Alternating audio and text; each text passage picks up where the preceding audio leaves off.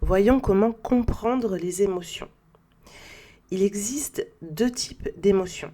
Les émotions primaires, comme la colère, la peur, la joie, la tristesse, le dégoût, la surprise, sont des émotions qui sont universelles et qui sont naturelles. Elles jouent un rôle essentiel dans la communication des besoins. Les émotions secondaires, elles, vont être la gêne, la culpabilité, la fierté. Ce sont des émotions qui apparaissent avec l'âge et qui sont influencées par l'environnement social et culturel. Pourquoi est-ce que les enfants ont des crises émotionnelles ? Alors le cerveau des jeunes enfants, il est encore immature.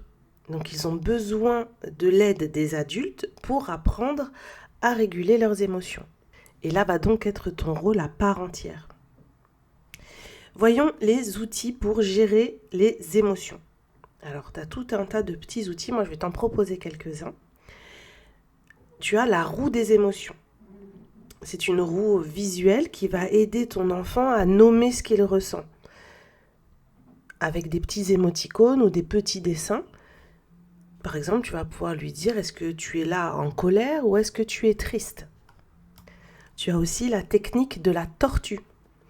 Tu vas montrer à ton enfant comment se retirer temporairement pour se calmer. Je te donne un exemple. Quand tu te sens très en colère, prends une grande inspiration et fais comme une tortue qui rentre dans sa carapace. Tu as aussi les histoires et les métaphores. Tu peux utiliser des contes ou des exemples imagés pour expliquer les émotions et leur gestion. Également la respiration et la relaxation pour apprendre à ton enfant à respirer calmement. Donc il y a la technique de la bougie, par exemple. Tu vas l'aider à visualiser une bougie et il va devoir souffler doucement pour éteindre cette bougie imaginaire. Ce qui va être très important en amont d'aider ton enfant à gérer ses émotions, c'est que toi tu apprennes à gérer tes propres émotions en tant que parent. Il va falloir que tu apprennes à reconnaître tes limites. Tu vas identifier les moments où tu te sens débordé et tu vas accepter de demander de l'aide, si c'est nécessaire bien sûr.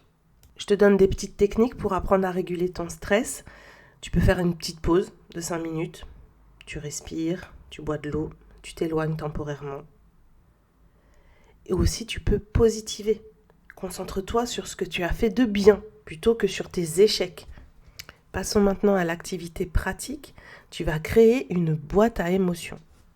Pour cela, je te conseille de te rapprocher du coup de ton document qui concerne le module 2, l'activité pratique. Et cette boîte, tu vas pouvoir la construire seule ou la construire avec ton enfant. Tu as toutes les indications sur le document.